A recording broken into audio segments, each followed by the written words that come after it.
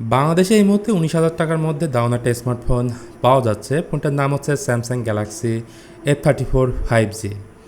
এই বাজেটের ফোনে আমরা যেগুলো আশা করি তার সব কিছুই পাচ্ছি, লাইক 120 হার্জের সুপার অ্যামোলেড ডিসপ্লে, 6000 mAh-এর হিউজ ব্যাটারি এবং পাওয়ারফুল চিপসেট Exynos 1280। সবথেকে বড় কথা হলো এই ফোনের ওয়ান ইউআই, যেটার কারণে সবাই মূলত এই ফোনটা পারচেস করবে। তো আজকের ভিডিওতে আমি এক্সপ্লেন করব কেন গ্যালাক্সি F34 5G ফোনটা কেনা উচিত হবে। চলেন তাহলে ভিডিওটা শুরু করি। প্রথমে বলে রাখি, এই ফোনের বক্সে কোনো ধরনের চার্জার থাকছে না, তার মানে চার্জার আলাদাভাবে পারচেস করে নিতে হবে। ডিজাইনে যদি বলি, এই ফোনটা হুবহু দেখতে স্যামসাংয়ের ফ্ল্যাগশিপ ফোন গ্যালাক্সি S23 FEর মতো। এর বডি ফ্রেমটা প্লাস্টিকের তৈরি, যেটা আবার গ্লসি ফিনিশ। প্রয়োজনীয় পোর্টস অ্যান্ড বাটনস প্রায় সব কিছু থাকলেও নেই স্টেরিও স্পিকার।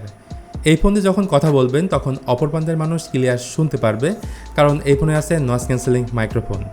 এর কালার অপশন থাকছে দুইটা, ইলেকট্রিক ব্ল্যাক এবং মিস্টিক গ্রিন। এই ফোনটার থিকনেস হচ্ছে 8.8 মিলিমিটার এবং ফোনটার ওজনও অনেকটা ভারী মনে হবে 6000 mAh-এর হিউজ ব্যাটারির কারণে। আর ফোনটাতে কোনো আইপি রেটিং থাকছে না।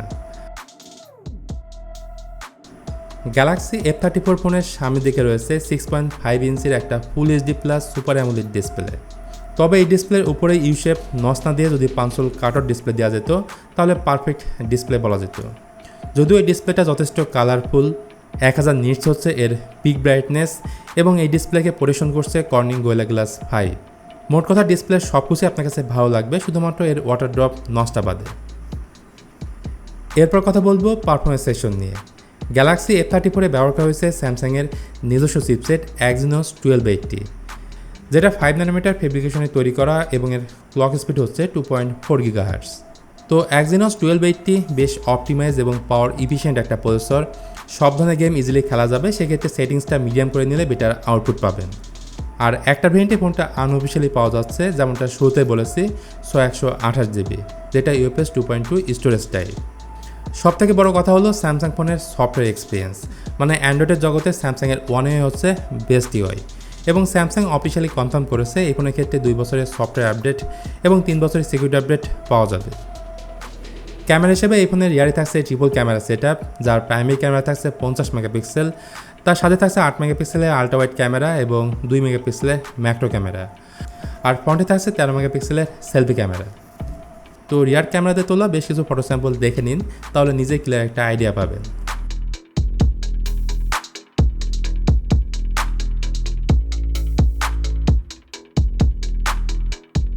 তাছাড়া এই ফোনে ওএস থাকা স্টেবল ফুটেজ পাবেন, 4K 30 fps ভিডিও রেকর্ড করা যাবে।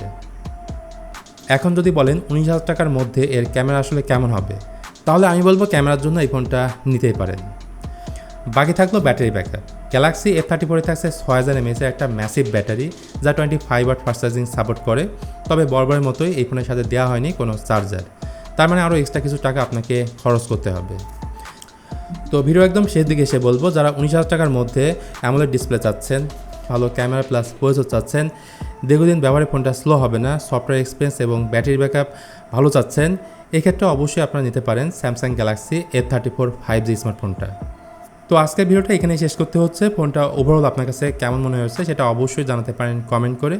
ভিডিওটা ভালো লাগলে please hit the like button, share করতে পারেন আপনার বন্ধুদের সঙ্গে।